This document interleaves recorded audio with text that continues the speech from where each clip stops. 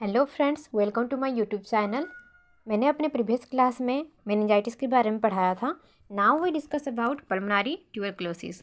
इसको जानने से पहले हमको जानना पड़ेगा कि एक्चुअली टीबी होता क्या है और इसके कारण क्या हैं।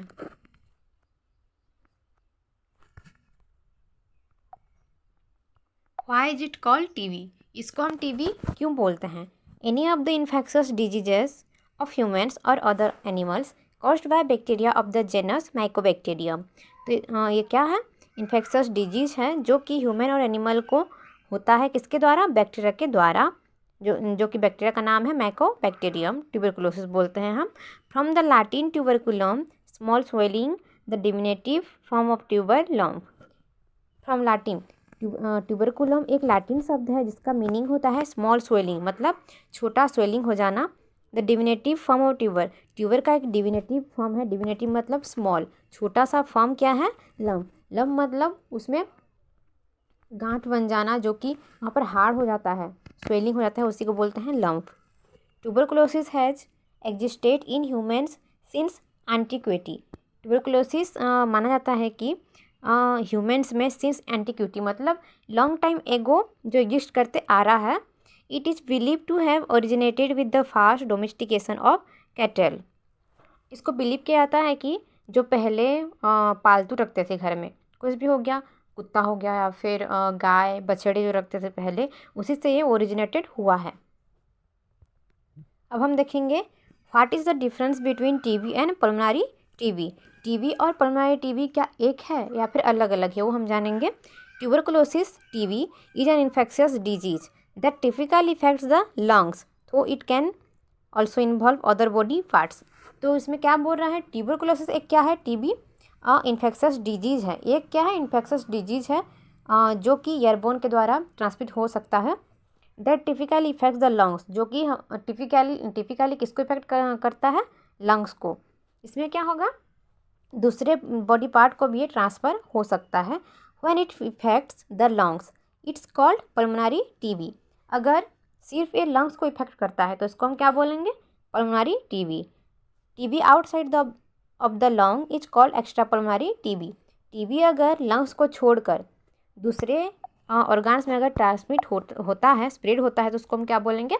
Extra pulmonary TB. जैसे कि हो गया अब्डोमेन, लिम्फ नोड, बोन्स, इनमें अगर ट्रांसमिट होता है तो उसको बोलेंगे extra pulmonary TB. It can also be categorized as being either active और लेटेंट। टीबी जो पल्मोनरी टीबी है वो टू टाइप्स के कैटेगराइज किया जाता है। पहला हो गया लेटेंट और एक्टिव। नाउ हम देखेंगे पल्मोनरी ट्यूबरकुलोसिस क्या है, उसका definition. Pulmonary tuberculosis (TB) is a contagious bacterial infection that mainly involves the lungs but may spread to other organ.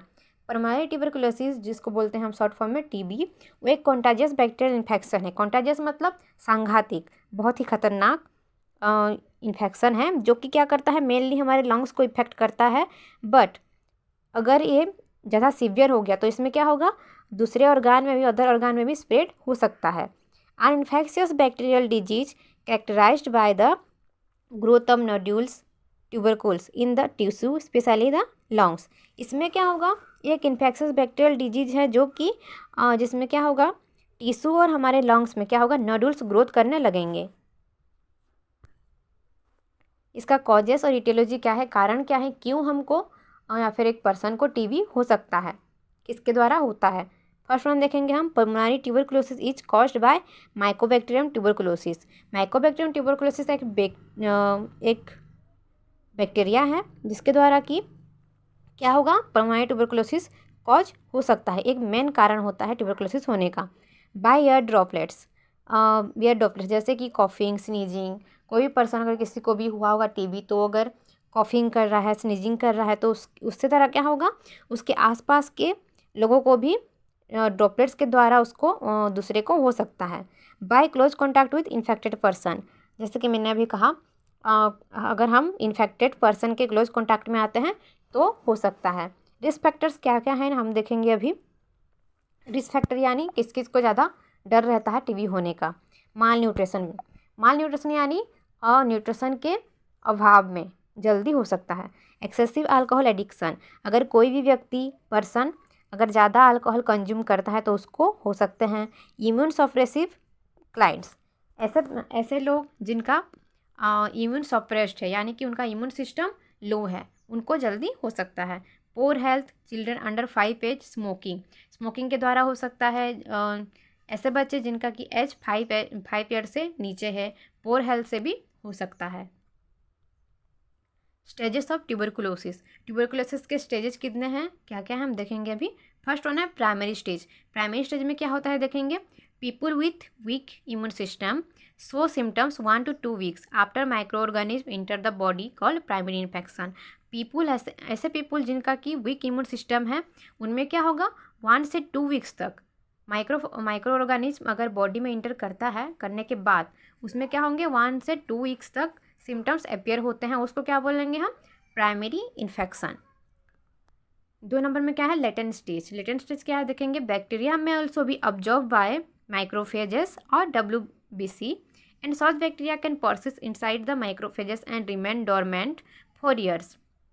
इसमें क्या होगा, बैक्टीरिया अगर हमारे ड्रॉपलेट्स के द्वारा, नोज के थ्रू ड्रॉपलेट्स के द्वारा अगर अंदर जा रहा है, उसमें क्या होगा WBC आप लोगों को पता ही होगा कि WBC एक इम्यूनिटी के जैसे काम करता है, मतलब एक सेल्फ डिफेंस है WBC। और माइक्रोफेजेस ये क्या करेगा, हमारा जो बैक्टीरिया इंटर कर चुका है उसको ऑब्जर्व करने लगेगा। And such bacteria can persist inside the microphages, और क्या करेगा वो उसको घेर लेगा, वहीं पर वो रह जाएगा bacteria. And remain dormant for years, वहीं पर रह जाएगा। No symptoms and not communicable, इसमें क्या होगा लेटेंट स्टेज में इसमें कुछ भी सिम्टम्स अपियर नहीं होंगे और ना ही ये कम्युनिकेबल होगा, ना ही ये स्प्रेड हो सकता है। 3 नंबर में क्या है देखेंगे एक्टिव स्टेज, इसको बोलेंगे हम एक्टिव स्टेज, जिसमें क्या होता है whenever immune system weaken bacteria will multiply and make you sick. इसमें क्या होगा सीवियर TB हो सकता है, होने लगा है ऑलरेडी।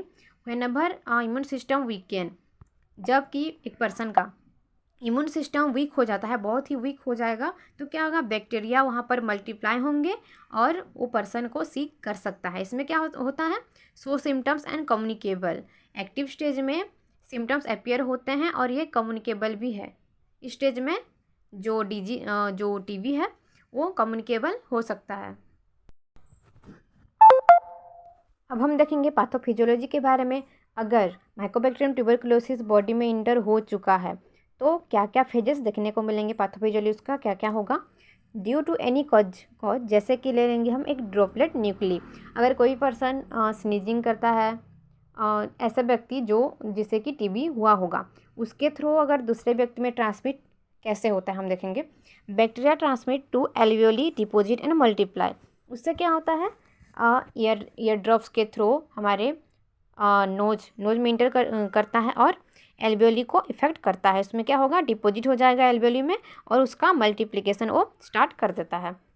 उसके बाद क्या होगा बॉडीज इम्यून रेस्पॉन्स स्टिमुलेट्स, हमारा जो बॉडी का इम्यून सिस्टम है, जैसे कि हमारा इम्यून डिफेंस के हिसाब से कौन काम करता है WBC और माइक्रोफेज, तो वो क्या करेगा स्टिमुलेट हो जाएगा। इसके बाद क्या होगा नेक्रोटिक डिजेनरेशन ऑकर, वहाँ पर क्या होगा नेक्रोटिक डिजेनरेशन होगा, वहाँ पर एक होल बनने लगेगा और वहाँ पर क्या होगा production of cavity filled with cheese like mass of tubercle bacilli dead WBC and necrotic tissue. वहाँ पर क्या प्रोडक्शन होंगे एक कैविटी हो जाएगा, वहाँ पर होल टाइप का हो जाएगा, वहाँ पर क्या होगा एक चीज टाइप का मास जो है ट्यूबरकुली बेसिली और डेड WBC जो डेड हो चुका है वो सब, और नेक्रोटिक टिश्यू जो टिश्यू मर चुका है वो सब क्या होंगे उससे फील्ड हो जाएंगे, वो होल में फील्ड हो जाएंगे। उसके बाद क्या होगा पल्मोनरी ट्यूबरकुलोसिस कॉज हो सकता है। ये सब हमको कहाँ पता चलेगा एक्सरे करने के द्वारा। अब हम देखेंगे साइन एंड सिम्टम्स क्या क्या अपियर होंगे। लॉन्ग टर्म कॉफ होगा अबव 3 weeks से ज़्यादा। ब्लड इन द कॉफ अगर कोई भी अगर जिसे TB हुआ होगा वो अगर कॉफिंग करेगा तो उसमें ब्लड भी आएगा। फीवर आएगा, चेस्ट पेन होगा, ब्रीथिंग डिफ़िकल्टी सांस लेने में दिक्कत भी होगी, चिल्स ठंडी भी लगेगी उसको। नाइट में स्वेट्स आएंगी, लॉस ऑफ एपेटाइट भूख नहीं लगेगी, वेट लॉस, वीकनेस और फैटिग। टीबी अगर किसी को हुआ होगा तो हम डायग्नोस्टिक इवैल्यूएशन कैसे करेंगे। फर्स्ट होता है हिस्ट्री कलेक्शन, इसमें सेकंड दे दिया है। हिस्ट्री कलेक्शन उसका करेंगे, उसको पूछते हैं इसमें कि टीबी कितने दिन से हो रहा है, उसमें कफ कितने दिन से आ रहा है और कितने वीक्स हो गए कफिंग को। फिर उसको पूछते हैं फिजिकल एग्जामिनेशन के लिए। फिजिकल एग्जामिनेशन क्या क्या आता है, क्या करते हैं डॉक्टर्स, उनका जो लंग्स है, लंग्स का साउंड सुनते हैं और जो लिम्स नोड है उसको पाल्पेट करके देखते हैं। चेस्ट एक्सरे किया जाता है इसमें। चेस्ट एक्सरे क्यों करते हैं, प्रेजेंस ऑफ नेडुलर पैचेस के लिए, उनमें देखा जाता है कि उसमें कुछ नेडुल्स बन चुका है क्या, इसीलिए। स्पूटम टेस्ट क्यों किया जाता है, presence of acid fast bacilli, अगर किसी को टीबी पॉजिटिव है कोई पर्सन तो उसमें क्या होगा, एसिड फास्ट बेसिली उसमें प्रेजेंस होंगे, इसीलिए स्पूटम टेस्ट किया जाता है। मॉन्टॉक्स टेस्ट, इसमें क्या, अब हम देखेंगे डॉट्स क्या है, directly observe treatment short course, इसको क्या बोलते हैं हम, इसका मीनिंग होता है directly observe treatment short course. DOTS is a strategy use to reduce the number of tuberculosis TB cases.